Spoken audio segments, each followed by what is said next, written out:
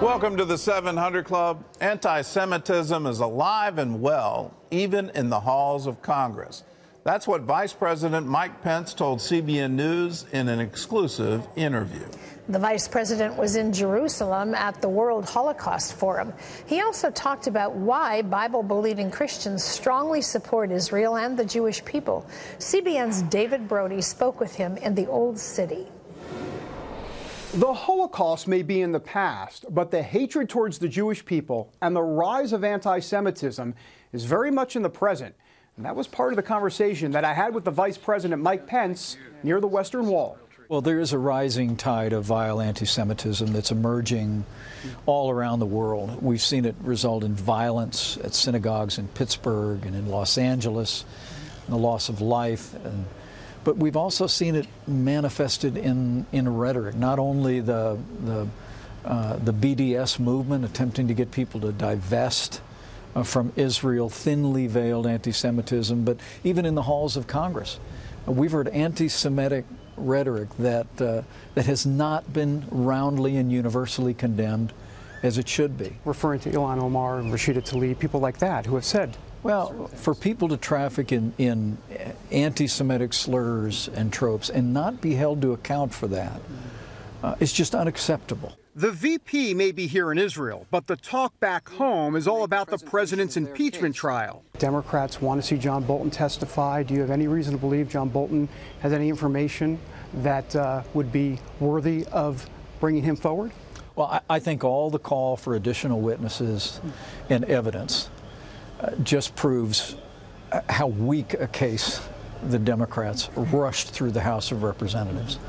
It really is amazing. I mean, this comes down to a phone call that the president made with President Zelensky of Ukraine. People can read the transcript of the call. They can see there was no quid pro quo. The president did nothing wrong.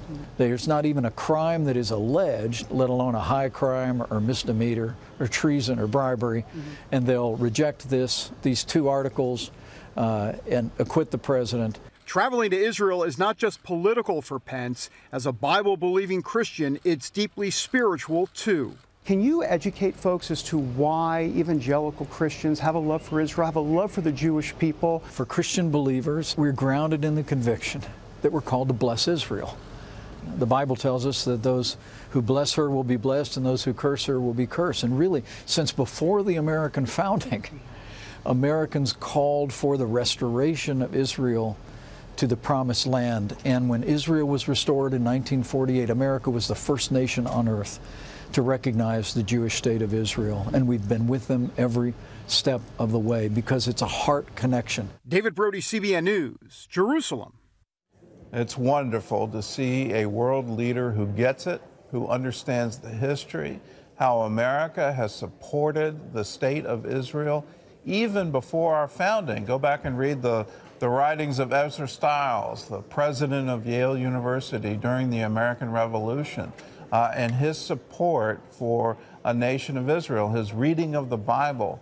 Israel will be reborn. You look at these things, and this is even before all of what was happening in Europe a century later.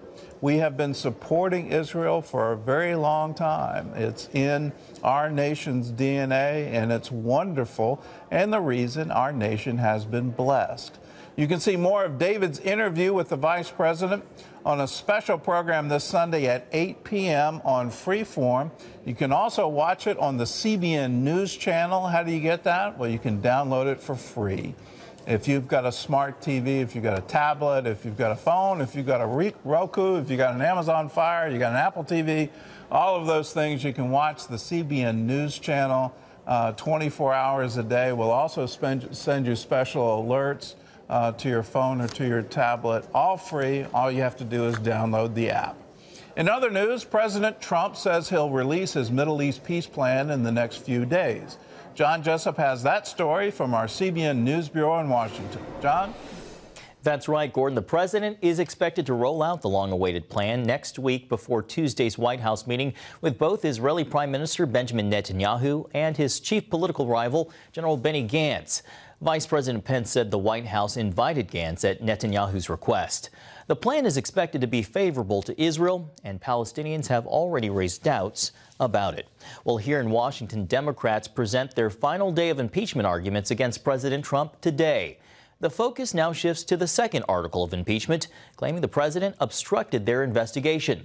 Skeptical Republicans, growing tired of the trial's long hours, have defended Trump's actions in dealing with Ukraine as appropriate.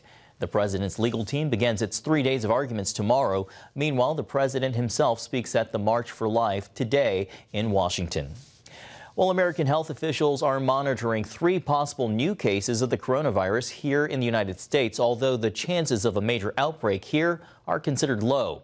China is quickly building a 1,000-bed hospital dedicated to patients infected with the virus. The hospital is being built in the city of Wuhan, the epicenter of the outbreak. It's one of the at least 10 cities under lockdown because of the virus.